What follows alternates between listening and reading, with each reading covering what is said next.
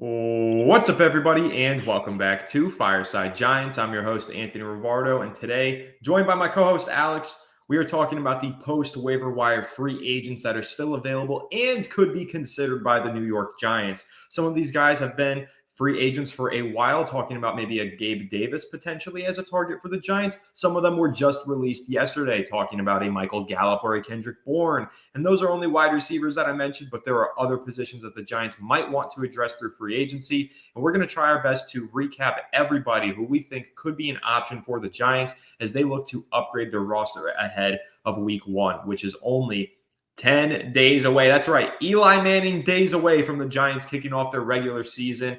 I can't wait for it. I'm super excited. So welcome everybody who's rolling in here on YouTube, on Twitter, and shout out to all of you for tuning in again today, guys. As you do file in here, you already know you're going to enjoy this one, so drop a like on it and subscribe if you're new. Alex, how are you doing today, my friend? How are you feeling after yesterday's roster cutdown, and who do you have your eye on in free agency? Doing pretty good, man. Yeah, the Giants obviously figuring out the back end of their roster now. They have a wide receiver, tryout today. So we'll see who they bring in. I know people will all be looking at like the Gabe Davises of the world and OBJs of the world, but it seems to me, at least what the reporters are saying, is that they're going to be looking for some guys that add, I know Anthony Hayes, a special teams value. And the Giants have lots and lots of special teams value right now. What they don't have is actual competency behind their primary starters. So, I think when you look at the situation, apologies on my mic, I was on my AirPods. It just went over to the good mic.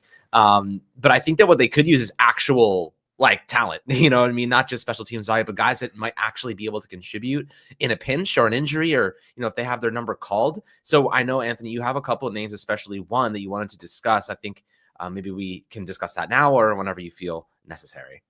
Whenever I feel like it, we'll just kind of fool around, talk about D. Williams and what a great cornerback he is, and then eventually we'll talk about the free agents. No, I'm just kidding. But I do want to comment on something that you mentioned there, which is the special teams value thing.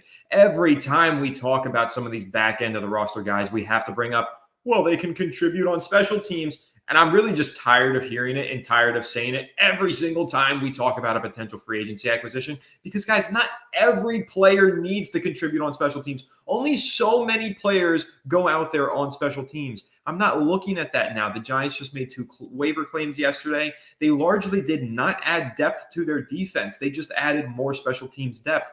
Enough now. Let's make the rest of this roster better if we feel like it's possible. So when I'm going to be looking at these wide receivers in free agency, Alex, I'm not going to be looking at a guy who, hey, he can contribute on special teams. No, I want a backup wide receiver who, if Darius Slayton gets injured, can step in there and put up 50 receiving yards. That's what I want. Gunnar Olszewski, not going in there and giving me 50 receiving yards on any given Sunday. Kendrick Bourne, however, will go out there and give you 50 receiving yards on any given Sunday. And he was released yesterday by the New England Patriots. This is a player who is experienced, who can play inside and outside. Many of his career snaps have come on the boundary. Many of them have come in the slots. This is an adaptable player, a veteran player, a great locker room guy, and someone who I think is going to have a somewhat robust market now that he is a free agent. But the Giants realistically should try and get involved here because Kendrick Bourne is absolutely an upgrade over every backup wide receiver on this team. He is a better receiver for sure than Gunnar Olszewski on the offensive side of the ball. He's definitely a better and more experienced player than Beau Collins. Now, I know Beau Collins, what can he become is why the Giants are rostering him, potential and upside. And I see a lot of upside with him. But if we need somebody to step in week 2 or 3, I want the guy who's played on an NFL field before to do that. So Kendrick Bourne, I think, would be an upgrade there. And absolutely, I feel like Kendrick Bourne is an upgrade over Jalen Hyatt. Hyatt entering his 3rd season, showing no progress to improve upon any of the flaws that have been in his game since he was at college. Still is largely the same player that he was as a rookie and is largely an undependable player, a guy that you really don't want to throw the ball to if you can otherwise avoid it. So Kendrick Bourne, however, reliable hands, good route runner, plays inside outside, so he can fill your depth at more than one position on the offensive side of the ball. This is a guy that I really like. I think he comes cheap. The Patriots were trying to trade him, but his price tag of $6.5 million on that previous contract was too high for teams. That's why he wasn't traded. So now the assumption is that his market will level out somewhere around the $3 million range in free agency. That's an affordable price point for the New York Giants. And that's one that, in my opinion, Alex, they should jump at to upgrade their backup wide receiver core. So I want to hear your thoughts on Kendrick Bourne. Obviously, I gave a really high, glowing review, and I'm trying to pitch him to you. I'm trying to sell you on Kendrick Bourne, but I do want to hear your thoughts on him. Yeah, I mean, now at 30 years old, obviously heading towards the back end of his prime, former UDFA. This is a player who, like you said, has been productive, almost 4,000 career yards, 25 touchdowns. He had that standout season with New England back in 2021, where he had 877 yards and 7 touchdowns. Obviously, that was 4 years ago when he was 26. So different player now. Last year, 305 yards, 1 score. You mentioned the ability to play inside and out. He played 79.5% of his snaps out wide last season, 20.2% in the slot. So it gives the Giants a little bit of versatility. If somebody gets hurt, somebody goes down, they can take Kendrick Bourne and really put him wherever they need him to be. Another thing, he doesn't drop the ball very often. Over 430 targets in his career, he has 20 drops. 37 targets last year, had 1 drop, and then in 2023, over 55 targets, didn't actually drop a pass. So he has pretty good hands, and I think for the Giants receivers, that I look at Darius Slayton, I look at Jalen Hyatt, I look at Wandale, even Neighbors at times last year, they had problems catching the ball. So I think that you bring in a guy like Kendrick Bourne, who has good hands, maybe that's worthwhile. I know somebody else in the comment section just dropped Hunter Renfrow, another player who can't seemingly he retired, came back. He's trying to kind of work his way onto an NFL roster. Couldn't make it this time around, but this is someone who's always been a very savvy route runner. I know Kendrick Bourne is your preference. Do you have any interest at all in a guy like Hunter Renfrow, or do you think you'd rather go with a guy like Bourne, 100%, which I would agree with? I would prefer a guy like Kendrick Bourne. I think Bourne is a little bit more explosive in some ways. Not that he is a tremendous athlete. I think back in whenever he was drafted, he ran like a 4.68. So he's really not a burner or anything, but he's a savvy kind of explosive guy in tight areas who, again, works inside, outside. And I know that he's got glowing reviews in terms of his locker room and leadership. He's a fan favorite for the New England Patriots. A lot of fans of that Boston team, man, they were pissed off to see Kendrick Bourne get cut yesterday. And I think one man's trash is another man's treasure. So I like his upgrade in that regard. But speaking about Hunter Renfrow, because you asked me about him specifically, I saw that he got a lot of great reviews from his teammates during his time here this summer in Carolina. Panthers cornerback said that he looked legit, that he looked like he hadn't lost a step. And, that's high praise from those guys. But at the end of the day, I think Hunter Renfrow is exclusive to the slot. Yes, the Giants need an upgrade in the slot at the depth position, right? Because I think behind Wandale Robinson, I don't see anybody else on this roster who can just easily slip into the slot other than potentially Malik Neighbors, but you don't really want to go that route either. You want to leave yourself open to move Neighbors around the formation. But I think that Renfrow would be a good upgrade to the slot position. But because he's pretty much only a guy that I view as a slot guy, I would rather go with Kendrick Bourne because he's got the adaptability to play in both of those spots. Yeah, I think I would agree that versatility is super important. We can kind of look through some of the listings here for, I know tight end might be a spot because they lost Greg Dulcich to the Dolphins. He had the opportunity to actually sign with the Giants practice squad, decided to sign with the Dolphins practice squad. Interesting decision. I guess wanted to. Can I give my take on that? Because honestly, it felt like he was saying F you to the Giants, and I don't blame him. I totally do not blame him. He totally should, because this is a guy who led the NFL in receiving touchdowns during the preseason. Mm-hmm. He earned that roster spot with the New York Giants. If you want to say that it's up to the way that you perform in the summer, nobody at the tight end position performed better this summer than Greg Dulcich. Yeah, Bellinger barely played. Thomas Fedoni, yes, had some good moments, but not quite like Greg Dulcich, who went out there and scored touchdowns no matter who was throwing the ball. He looked great. He earned that roster spot. I feel for him. And, the Giants offered him a spot on their practice squad. And he said, you know what? Nah, I'm going somewhere else where they actually value my talents and they might give me an opportunity to compete on their active roster. That's why he's going to Miami. That position is wide open. He's competing with Darren frickin' Waller for a spot on that roster. He'll get on that roster at some point. The Giants missed out. I think Greg Dulcich was a really solid player for them this summer. Yeah, I think so too. And, that was definitely an FU to the Giants. I can get a better opportunity elsewhere. There's no way you guys are demoting Daniel Bellinger after I quite clearly beat him out for the job. So I think that they probably just went with Bellinger because he has familiarity in the system. That seems to be, and he's a former draft pick for the Giants. So, a couple variables there that did play a part. But now I do think they're going to be looking to add another tight end, through, I guess, just a free agent pickup or waiver wire claim. Probably not waivers, probably free agent at this point. But I think a guy that does stand out, just two names, Nick Vannett. A guy that has lots of experience, has kind of bounced around the league. He just got caught by the Vikings. He has some value. The Giants could bring him in as a veteran. Another guy that stands out is Lawrence Cager, a guy that we're familiar with. Cager obviously is like kind of a hybrid receiver tight end. Dulcich was really a receiver. Like that's what he was carved out his role being for the Giants, a receiving tight end, not much of a blocker. So I do think that if they wanted to go just pure receiver, pure value in that category, they could bring back a guy like Lawrence Cager for the practice. We're talking about practice squad guys right now. So, definitely keep in mind, like they're not going to be that good. That's kind of the point of it. But, tight end, interesting kind of strategy the Giants have there. Also, dude, I don't know if you know this, Theo Johnson is dealing with an injury. I don't know what it is. They're not telling anybody, but he's missed like consecutive practices in a row. I don't think his availability for week 1 will be compromised. I think he still will play, but it is something to monitor as we get closer to September 5th. Consecutive practices in a row is a kind way to put it. He's missed weeks of practice now at this point. He didn't play in the Giants' last preseason game, didn't practice for the entire week leading up to that preseason game.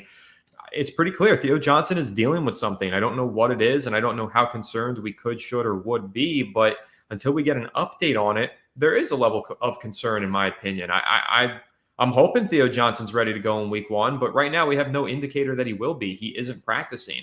We're not even guaranteeing that Andrew Thomas is playing in week 1 and he is practicing. So how can we be so certain that Theo Johnson's going to be out there? Theo Johnson's expected to play a major role in this offense this year. Behind him, not a ton of talent. Daniel Bellinger also was banged up and didn't play in that final preseason game. I think he missed the last 2 preseason games. So with Bellinger banged up, with Theo Johnson now secretly dealing with an undisclosed injury, my level of concern is rising for this tight end spot because as much as I like Thomas Fidone, Alex, I don't think I want to see Thomas Fidone play 50 snaps in his first regular season game. So I'm hoping that it's nothing serious with Theo Johnson and that he can be on the field in week 1. That's the hope, man. I mean, he's going to be a big player for this offense. We saw flashes of it last year when we had Daniel Jones, and then he got hurt, I think, midway through the season. So maybe it was week 13 he got hurt, and Johnson missed the last couple of games. He was starting to pick up some steam, too. He was having like 50-yard games, touchdown here and there. And we're like, okay, like maybe, I know Anthony and I were discussing this like kind of off the channel. Like, do you think that this guy actually has upside? And we were like very conflicted because he was kind of in and out, injured, and but then he started to kind of stack some good games. You're like, okay, like maybe there is something there. And I think that right now I am firmly in the camp that Theo Johnson can be a really solid player. Problem is he can't stay on the field. So we've seen this story before with Jalen Hyatt, another guy who can't stay on the field, and like we knew he could be a solid player, but he's not enough reps, not enough action, not enough confidence. Johnson, though, like he can break tackles, he's got decent hands. Like he can block. He's got just his size alone is imposing. So I think there's a lot of value to be had with Theo Johnson. I think they wanted Daniel Bellinger on the roster because he has experience in the offense. He has experience starting on this offense, and that gave them a little bit more value maybe than Greg Dulcich, who good preseason, but obviously was cut by the Broncos and was bounced around a little bit. So maybe that was their perspective, their train of thought. But looking at I was just scouting some of the other teams and looking at players. The Saints, man, have so many like former Giants that just never made it. Like Shane Lemieux was cut, Dante Pettis was cut. Like it's kind of funny to see like some of these players that were playing a really big role for the Giants in the past, like can't even make the worst rosters in football. So nice to see that these players aren't even in consideration for the Giants at this point because they have so much more talent than they once did. Yeah, if we were talking about potentially bringing back Shane Lemieux, I think that I would just retire from Fireside Giants. There's no way I can go through more Shane Lemieux football in Giants uniform. But let's go ahead and get into the chat here a little bit because we haven't really addressed you guys yet. We want to make sure you guys are involved when we are live. And so we're going to go through and answer some of your questions. Thank you to everybody who's tuning in, guys. If you are enjoying, do make sure to drop a like on this video. It helps out the channel a ton. And if this is your first time viewing, make sure to subscribe. So Daniel saying, I think there's less competition on Miami's roster at tight end. I agree. I think that's why Greg Dulcich is heading over there. Filta saying, I don't think it's a mistake to cut Greg Dulcich, but I think he offers more as a receiver than Manhertz. We have different O-line than when we needed Manhertz. I do agree with that. I think that there is an argument for holding a guy like Elijah Chapman to play fullback and then relying on the rest of your offensive line depth to go in there as those additional tight ends. I think that would be great. So, I don't know. I think it's an interesting decision, but at the end of the day, Manhurts to me is a very one-dimensional player. I get that Greg Dulcich in some ways is also one-dimensional, just in a different way. But I would have preferred Dulcich since I just felt like he earned it. Yeah, I do agree. I think he put together really good summer, and just the cap implications of Bellinger, and they could have used that money a little bit more strategically. But I think we've beaten the tight end horse enough. This is an interesting one. I was going to bring this up next. I'll let you start. Yeah, so we got a good question here from Giant Hopes 2025. Any news on Christian Wilkins' injury and possibly adding him? So no news on his injury. The latest news and update that we got came, I think, over a month ago at this point. He was released by the Raiders. They claimed that it was because he wasn't making progress recovering from his foot injury. And then there was some news and rumors indicating he had some sort of quote unquote weird interaction with a teammate that created a rift in the locker room and caused the Raiders to move on from Christian Wilkins. Now, the unconfirmed but widely accepted story that's gone about is Christian Wilkins playfully kissed one of his teammates, and the teammate was pissed off about it, and it created a rift in the locker room. And because he wasn't on the field, the Raiders said, you know what, new head coach, new locker room, new culture. We're just going to cut ties with this guy and reset things. So that's what went down with Christian Wilkins. Now, the reason why I don't think that would be a problem with the New York Giants is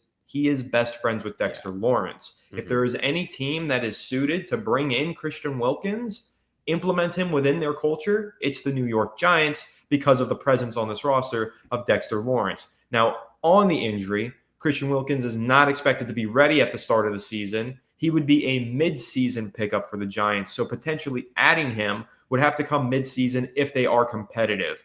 But my take on it is, if he is healthy mid-season and the Giants are competitive, you sprint to sign this guy because the one kryptonite of this Giants defense right now is probably their run defense. And Christian Wilkins is one of the best run-defending interior defensive linemen in the NFL. So I would love to see this man end up with the Giants. I know that he was out training in Las Vegas this summer with Dexter Lawrence, with Darius Alexander, and with Jordan Riley. So he already knows all these guys. He's got a relationship with them, and he's very close with Dexter. I think there's a really good chance the Giants could pick up Christian Wilkins midseason if he does recover from his foot injury. What is the financial situation with Christian Wilkins? Do you have to pick up this contract, or he's a free agent, can sign for any amount? Okay, so he can sign for any amount. If that's the case, I mean, listen, I don't really know what happened with the Raiders. I'll go ahead. What are you going to say? Just financially, he would probably, if I'm going to project it, he would get a contract similar to what Jair Alexander got, how he was released due to injury, and then he signed with the Ravens for, I think it was 1 year, $4 million. Okay. So 1 year, $8 million. So it would be something. Right. And Wilkins is still hurt, so I would imagine it might be even less than that. Also, the whole locker room thing, probably teams clearly don't want to sign him right now. Listen, if let's say he was really cheap and the Giants were like, Dexter Lawrence is the best friend. I remember we saw in Hard Knocks, Dexter Lawrence was pressing the Giants to sign him, like pressing, full court press for Christian Wilkins to sign with this team. Probably best they didn't because I ended up trading for Brian Burns instead. But listen, you get Wilkins in here for dirt cheap, and they can figure out whatever the hell went on there and leave it behind and give him a chance. And they have someone like Dexter Lawrence kind of monitoring that situation. They can always cut him, have some situation or like clause in his contract. If he breaks any locker room, whatever, like he gets cut and they don't owe him anything. So I'll say this, listen, Christian Wilkins is a really damn good player, and the Giants have a really big need at DT too. I wouldn't label it a really big need, but I say it's something that I think they could certainly upgrade, and they don't have like a big time starter. Like right now it's Roy Robertson Harris, who I like, but he's an average player, let's say, which is better than what we had last year, but still nothing crazy. If Christian Wilkins was, that affordable and they had that much like confidence that everything was going to be fine, I don't see why not. He would plug a huge hole that we have, and I don't know, like would make our defense probably just unbelievably talented on paper and in reality. So, Wilkins would be sick, but aside from that, any other we can talk about Gabe Davis. I know he's having second interviews now or second meetings with teams. He tore his MCL last year in like week 7, I believe, with the Jacksonville Jaguars. He's been out, obviously. I think he probably would have signed already. They actually caught him with the injury designation.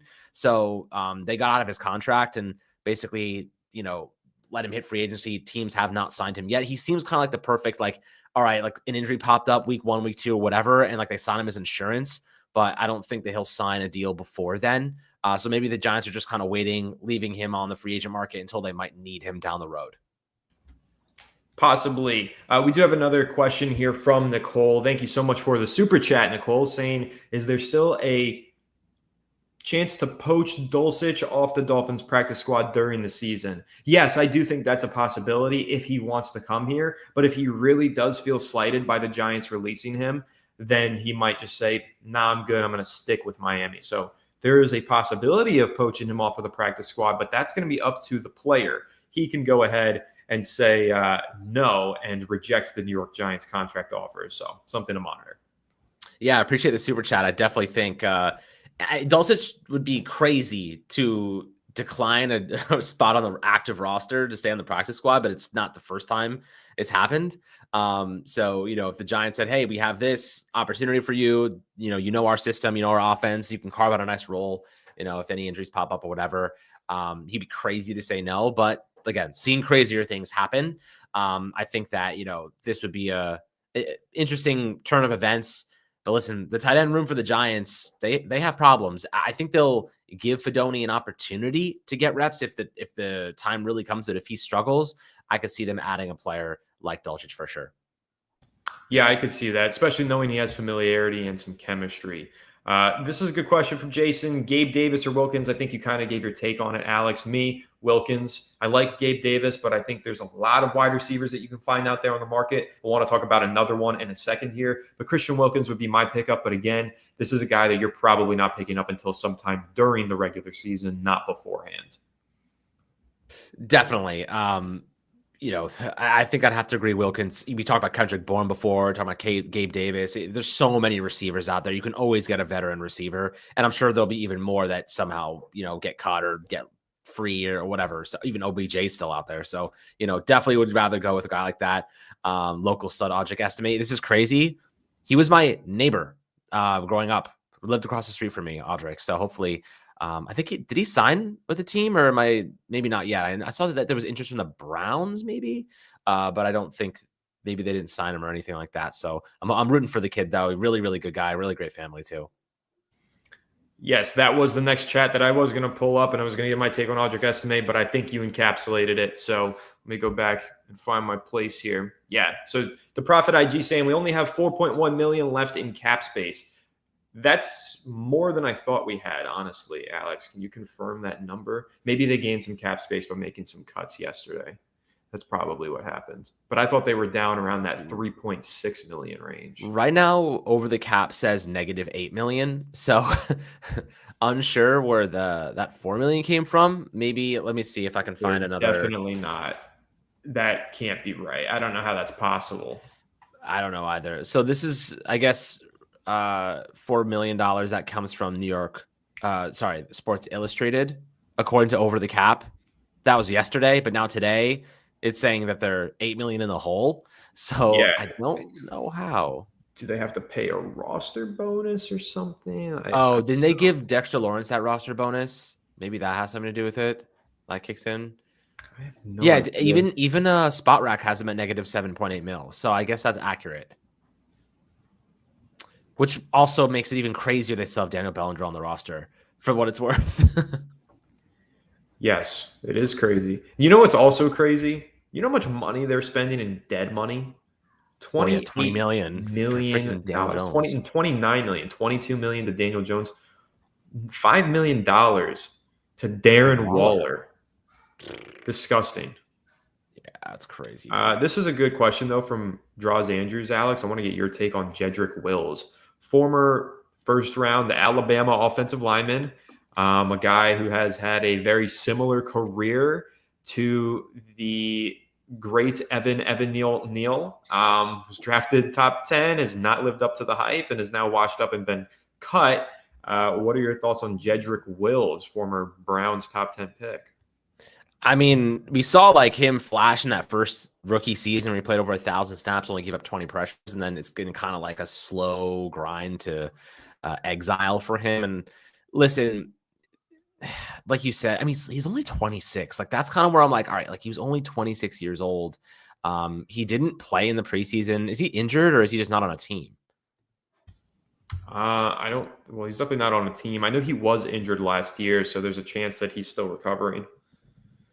I don't know where he is now. Like, let's see if I can find any more I think he's a information on free him. agent, Jedrick Wills. That's why he's asking. Oh, okay. So it says he's now planning on sitting out potentially the whole 2025 season to fully recover from the troublesome knee injury that he dealt with last season. Wow. So it looks like he's going to miss the whole year voluntarily.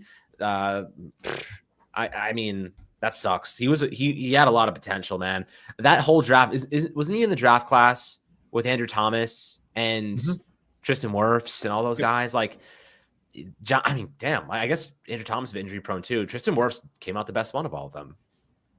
Yeah, came out the best one, but he's also had a far. lot of injuries. I guess He not had a by season-ending far. injury at one point. He did. No, All those guys, not by far. Andrew Thomas, obviously. Wait, It's what? by far. It's by far. That's what I thought. Because I was like, wasn't he an all-pro at one point? Yeah, he was phenomenal. I mean, Andrew Thomas was second-team All-Pro, but like, yeah, Tristan Wirfs is like a perennial All-Pro. yeah. That's why I was like, by far. Then I was like, he's had some Andrew injuries, Thomas, but he's not like, quite actually, as injured as Thomas. Yeah, so yeah. I mean, when you look at that draft class, so much good talent there. Just all of them had injury issues, some more than others. But hopefully, Andrew Thomas, he practiced yesterday. I saw that he was getting some work in. He actually took part in some drills, so that's encouraging. I mean, he's going to be rusty, like for sure, in week one. He's going to be rusty as hell, but like he's better than Zidu or James Hudson by far, even a rusty version of Andrew Thomas. So yeah, I encourage that he's back on the field at the very least. Yep, I'm happy that he's back. And okay, so H50 found something here saying that the amount is temporary and does not account for players on the injured reserve or physically unable to perform list, which adds another 4.2 and 3.3 million respectively to the team's cap commitments. So what does that mean? That they are 14 million over the cap? Well, they put Azito on injury reserve. That's 1.7 mil. Hawkins 1 mil. Bryce Ford Wheaton 1 mil. I think all those cap hits just hit, like they hit simultaneously after roster cuts, like because that's when a lot of them they get like officially placed on injured reserve. So I think that $5.3 million, like it just gets tallied onto the whatever cap hit they had yesterday. So interesting. I don't know. I mean, $8 million. Like, how can they? Let's look at this. Like, how can they possibly clear $8 million? They can restructure Brian Burns' contract more. They can restructure Andrew Thomas' contract more, which I absolutely would not do. He had no way. Restructuring Andrew Thomas' deal would be like a death sentence because if he gets hurt again, you're like in big trouble down the stretch because you're just pushing the cap hit into the future. They could restructure. I said Dexter Lawrence already. Brian Burns. They could restructure or anybody else that like really has a big contract. Not really. Yeah, not Daniel really. Jones.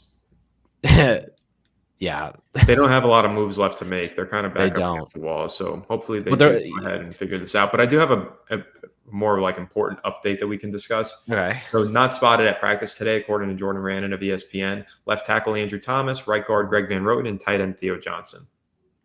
Yeah, well, Theo Johnson, we knew, that's obviously another disappointment, but I think Andrew Thomas probably a maintenance day, after a day of practice yesterday, like really, I think had like a full day. So he's been doing 1 day on, 1 day off is what it seems to be. He did not practice Monday. He did practice Wednesday. He's not practicing Thursday. I imagine he'll practice in the next one. So yeah, I think they're just ramping him up. But Greg Van Roten missing practice. I don't know if he's dealing with something, but my God, I do not want to see Evan Neal start at right guard. I mean, listen, if you guys didn't see, I posted a film breakdown on Evan Neal like an hour or so ago. Go check that out on the channel once we finish this live stream. Honestly, I came away feeling somewhat positive about Evan Neal when reviewing that film. He's definitely making progress, definitely showing that he's learning things about the position, but definitely not yet ready to compete at a starting level at the same time. So really don't want to see him out there in week one. Yeah, like I texted Anthony before we started, like there's two big concerns I have with Evan Neal. It's when he gets rocked, like when he gets beat badly, he really struggles with his confidence to bounce back and recover. So I need to see that in real time, like him get beat and then have the wherewithal to like come back and recover and have a good game. The second thing is I think he has horrible stamina. So like anything after the set, if he plays 2 quarters, like he's already gassed. You know what I mean? Like he's such a big dude and like the fact he's having to move so much, and especially in the pace the offense is going to be, it was very much a high-paced offense, especially with Jackson Dart. Maybe not so much with Russell Wilson, but we'll see when the season starts. I just don't think he has the stamina to like play a full game. That's why he gets hurt so much, because like he's overcompensating, and then suddenly he's not relying on his fundamentals and technique anymore. He's just getting cooked out there. So, I need to see him, I need to see his stamina improve substantially. And obviously the biggest ability, to recover and bounce back and look good after a bad rep. So yeah, I really hope we don't have to see Evan Neal play, but we do have about a week here until the first game. So the Giants do have time to spare when it comes to, Greg Van Roten getting healthy and getting on the field. I think he's a veteran. He's like 36 years old, dude. Like he needs those days off. So I'll give him the benefit of the doubt that they're just giving him like another day off and just being careful with their starting veteran offensive linemen. Yeah, I don't mind being careful with the offensive line. I think these guys, in some ways did deserve a break and are probably being rewarded for a solid summer. I mean, Greg Van Roten as well, and, Andrew Thomas just ramping up here. But it's definitely concerned about Theo Johnson. Want to see him get back on the practice field ASAP. He's going to be a big part of the New York Giants offense this year. Jason, thank you so much for the super chat saying, how would you guys feel about a Linval Joseph reunion? I know he's older, but he can still help in run defense. Him, Dexter, Roy Robertson Harris would be strong. I don't hate this idea. I think, listen, at one point, Linval Joseph was an absolute dog for the New York Giants. But at this point in his career, I'm not sure how much he can provide. And I'd probably rather give those reps to somebody else on the roster like a Darius Alexander. I know Alexander is pretty clearly not ready to fully compete in week one and to be a regular guy on the field for the Giants defense, but I'd like to get him some reps here and there to ramp up to being a regular guy on the Giants defense. So signing a veteran in his 30s and kind of replacing that role is not exactly the pace that I want to go with this defense. Yeah, I think they drafted Alexander for a reason. They have, and also I wanted to bring up right before we kind of change topics there. Raheem Nunez-Roche, he also is a cut candidate. He's earning like $3 million and $3.6 million in money that can be saved if they cut him. So, I think if Darius Alexander had a better summer, Nunez-Roche probably wouldn't have made this team.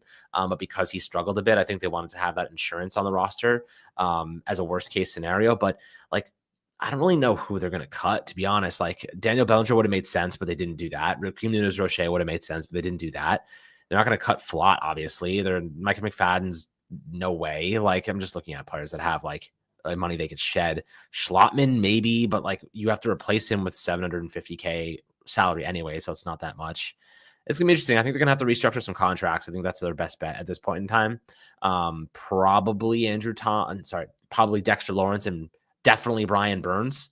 They'll have to restructure maybe half and half. So we'll see how that goes. But, looking at Linval Joseph in that reunion, I mean, veteran obviously was great. Like you mentioned, a dog for the Giants many years ago. He's bounced around the league quite a bit since then. And I think I'd prefer to go younger at this point in time. Like I keep saying, this is a transition year for the Giants, guys. Like the Giants are still like transitioning to Jackson Dart. This is a year where they should be playing their young players. This is a year where they should be getting these guys on the football field to maximize their development and get them the experience they need to actually contribute long-term. I definitely don't think that bringing on a Linval Joseph, like what are you really trying to accomplish with that? Like you're just taking reps away from guys that actually need them right now and could be long-term fixtures on this team. Right. And guys, just so you know, we are really close to 50 likes. Smash the like button. When we do get to 50 likes, Alex and I are both going to drop some hot takes for the Giants this season. You guys have really enjoyed when we do this. Hit a like milestone, and then we drop a hot take for you. We're going to keep doing that throughout these live streams. As we kind of wind down over the next 15 minutes here, we're going to go through all of your questions and definitely make sure you encourage us to drop some of these hot takes. But I want to transition, Alex, away from the free agents for now. We'll probably get back into them. But I want to get your reactions to the Giants captains. They announced 5 captains, 2 on the offensive side of the ball, Russell Wilson and Darius Slayton, and 3 on the defensive side of the ball, Brian Burns, Dexter Lawrence, and Bobby Okereke. Now, there's not a ton to take away from captaincies, but there are 2 takeaways that I have. Number 1, I am glad that Darius Slayton is getting his respect in that locker room and is being viewed as a captain and a leader. He deserves it. He's been here for a while. He's the Giants' longest tenured player, or at least among them, and he's the consummate professional, never complains and always puts his head down and keeps working. Now, the second takeaway that I have here, Alex, is this is what I want to get your take on.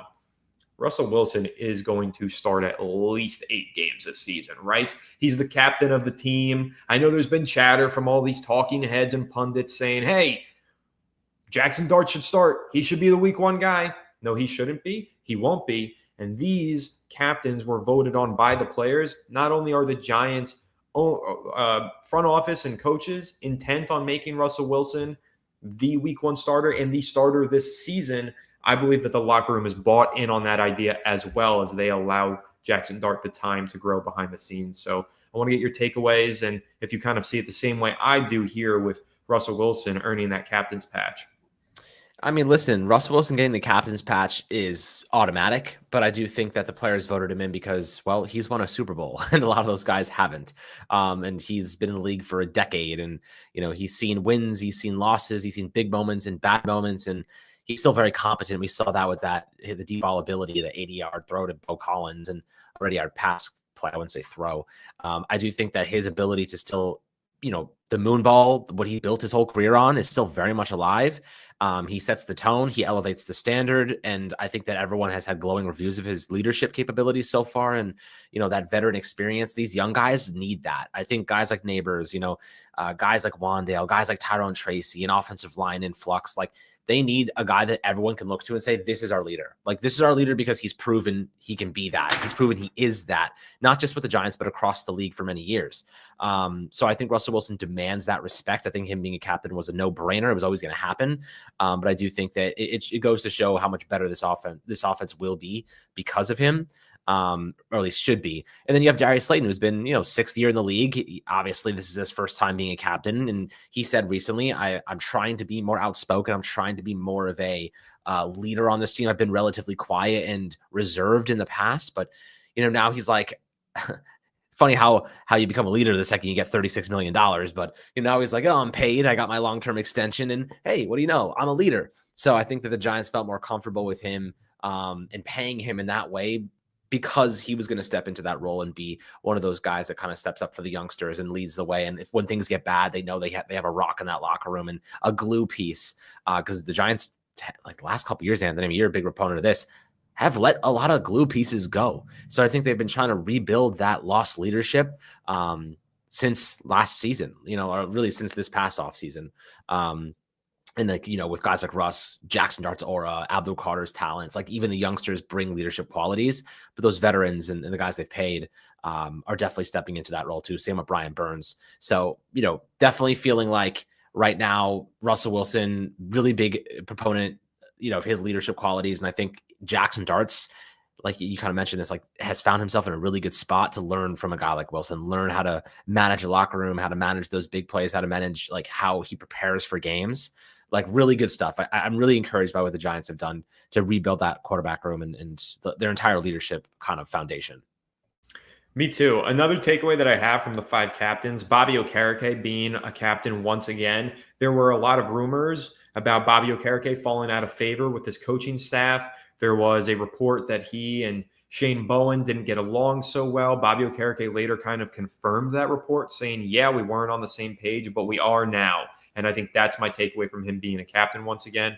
There were trade rumors about Okereke. Could the Giants move on from him? I think pretty firmly we can say he will be an integral part of the Giants defense and their locker room this year. And I think he is a guy that they would prefer to keep around long term, as evidenced by the captain's patch that he earned this summer. So I'm happy to see Okereke earn that captain's patch. I think he deserves it. And I'm happy that him and Shane Bowen have patched things up, because he's one of the best players on this Giants defense. They shouldn't mess around with that and potentially cost themselves a really good talent in the middle of that defense, because I really like Okereke.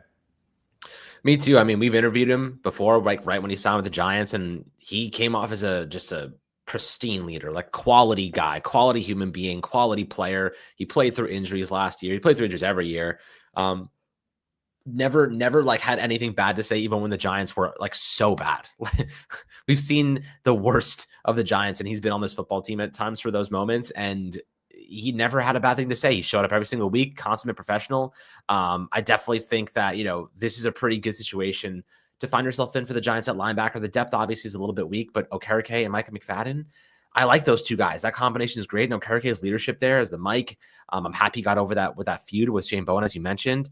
Feeling pretty good about this defense. They got a lot of leaders and a lot of talent now. So, they have everything they need to be a very good defense this year. They should be a top 10 defense this year. They've got everything they need for that. We do have a super chat here from Thomas, and then we crushed that 50 like. We're actually almost at 75 likes. If you guys want to smash that like button again, get to 100, we'll hit you with 2 hot takes apiece because now we're overdue for the first hot takes. But go ahead, smash the like. We'll give you guys some extra hot takes before we do wrap up here. And I love when I say that and then I just see that number just start to boost upward. You guys are the best. Thomas, thank you so much for the super chat. Can you go into the history of Turbo Miller? Alex, I'll quickly break this down. Turbo Miller was a South Carolina Gamecocks running back. He was really talented over in his collegiate career there. He went undrafted due to some sort of injury and something made him ineligible for the draft, but he declared, and there was a bunch of mix-up and confusion. So he flew under the radar, did not get into the NFL draft, and then had a pro day to demonstrate what his talents were. And at that pro day, ran a 4.27 40-yard dash and put up 28 bench reps. And that's when the Giants took notice of him and said, hey, we're going to sign him and we're going to develop him behind the scenes. So essentially, Turbo Miller, an undrafted running back who only went undrafted due to some sort of eligibility mistake that he had with the NCAA, finds himself with the Giants and has now been competing for the last 2 summers, last summer and this summer, for a roster spot, unable to secure one, but becoming an integral member of the Giants practice squad with his 4.27 speed and 28 bench rep strength. So pretty exciting stuff. I really like Turbo Miller, and hopefully at some point he can get onto that regular season field. But Alex, we are overdue. I'm going to need a hot take from you, my friend.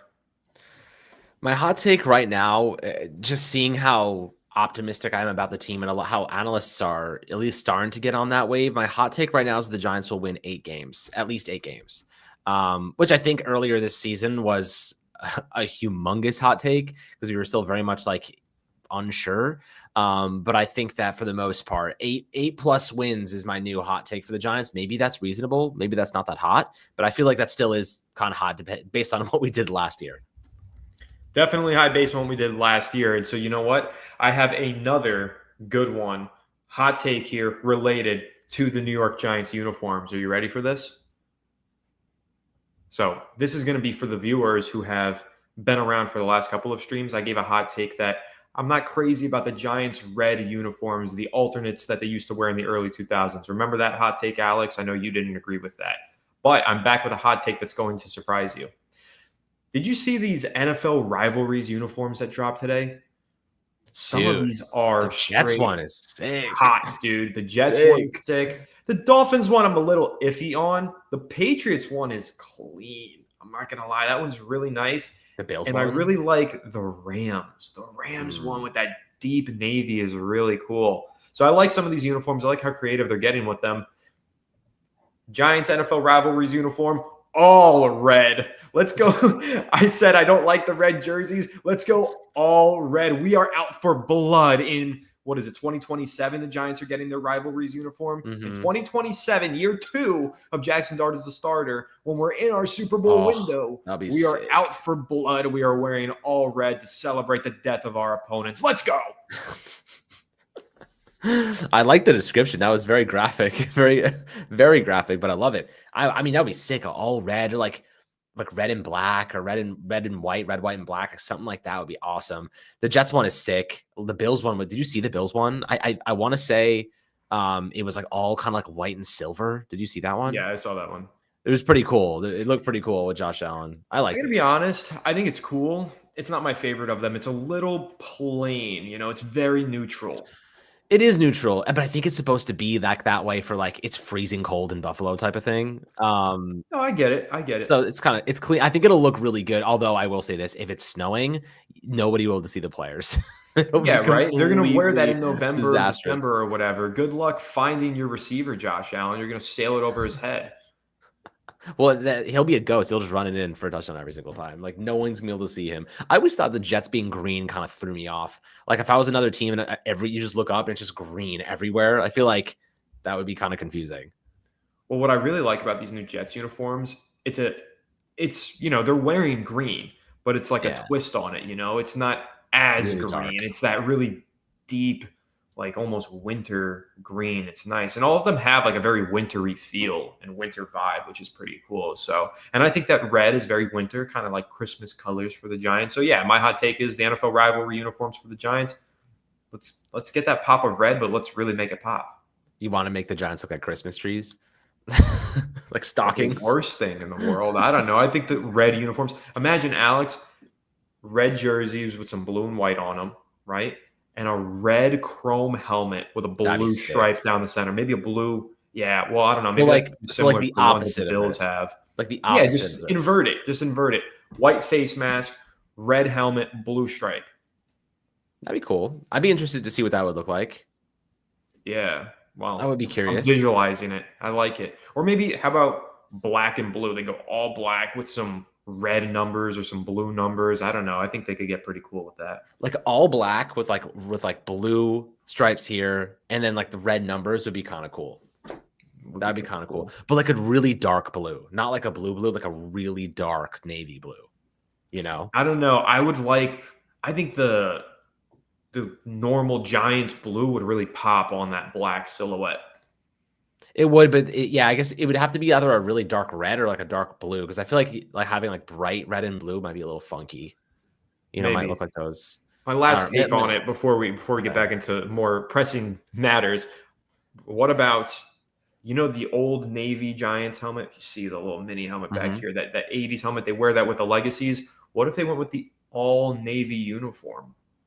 Maybe not like all Navy, not the pants, but maybe so the 1980s jerseys, right? The legacy jerseys that they wear that are the classic bright blue with the red, make that jersey navy, the navy helmet, make the jersey and the helmet finally match for once with that navy, keep the white pants. You know, that could be pretty interesting. Dude, yeah, that could be interesting. I just can't get over the fact that that 100-year century jersey, like they made that, like they designed that and then like actually made it in real life. Like they really saw them like, yes, this is the one. No, that was a travesty. I mean, embarrassing. I truly don't know what to say about that. It was embarrassing. They deserve to have a bad season. Walk out there in week 1 and just get smacked to crap. I mean, listen, if they had white pants on those things, would have been fine. But those ugly cream beige, whatever that was, khaki. Ugh, I don't know. Whatever. We've pretty much wrapped through all of our topics of conversation. Alex, anything else that you want to rattle off here before we kind of wrap up? I know Michael Gallup was a name that you wanted to discuss. I don't know if you fully got to him yet. Yeah, I mean, Michael Gallup, obviously, he's kind of been bouncing around lately. He hasn't really been able to like latch onto a team per se, but he's got some downfield ability. He burned us a couple times when he was with Dallas. So I'm interested. We'll probably have more information for you guys on this tomorrow because they do have a wide receiver workout today. So if they do sign anybody, we got you guys covered with any like breakdowns and analysis on those players. Yeah, we'll keep you guys posted on that. Also, forgot to mention that 49ers rivalries jersey, the all black. Oh my God. Niners have great uniforms, and that just adds to it. But all right, so yeah, I agree with you. Michael Gallup is interesting. We will update you guys tomorrow on who the Giants work out in that wide receiver free agent workout that they're having. Could potentially feature some big names, could just be more guys with special teams upside. We'll see. And of course, like we say, we will update you guys here on Fireside Giants. And that's why you need to smash the subscription button. Go ahead down there, subscribe. Also, make sure to smash the like button. You get 100 likes on this live stream, and then in tomorrow's episode, we'll have a surprise for you. So make sure you do smash the like button. But until then, we'll catch you on the next one. Have a good one, and let's go New York Football Giants. Scataboo.